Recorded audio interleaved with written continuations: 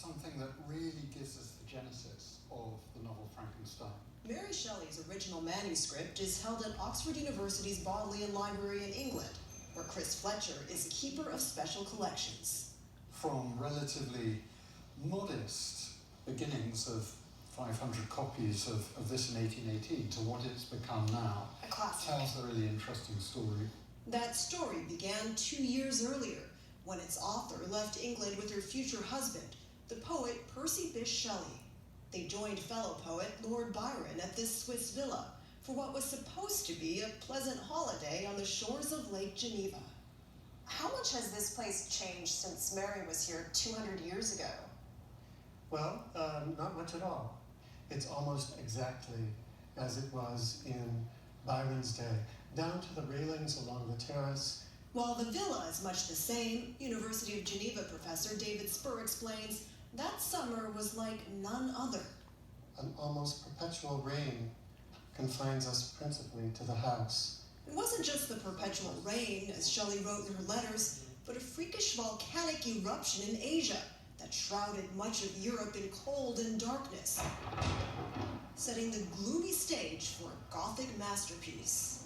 Lord Byron suggested one night, we shall each write a ghost story.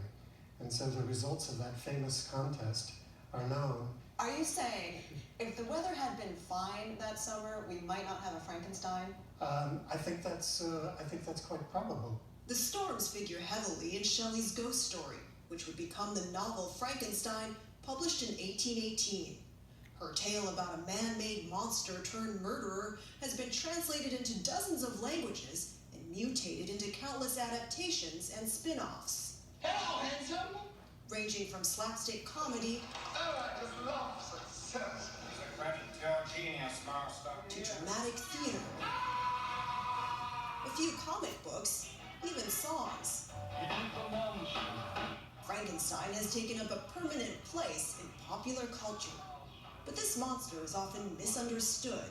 A lot of people think that Frankenstein is the name of the creature, of the monster, when in fact it's the name of his creator. The creature himself does not have a name. Another common misconception is that Frankenstein's monster is purely evil. But events marking the novel's bicentennial portray him as a lonely character, neglected by his creator. So inside he might have beauty, but people don't give him a chance to show it. Do you think they should? Yeah. We're going to talk Frankenstein.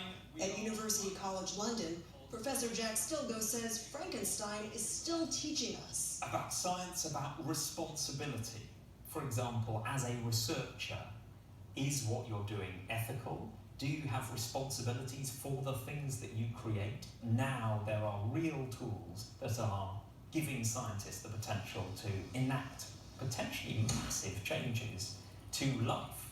Say, should we be editing the human genome? Should we be trying to improve upon human nature? That's a question that we should all have a say in. enduring questions first posed by a young writer 200 years ago. She is dealing with eternally relevant issues here and articulates them in such an innovative and fantastic way. Should we read the novel in 2018? Absolutely, now more than any other time.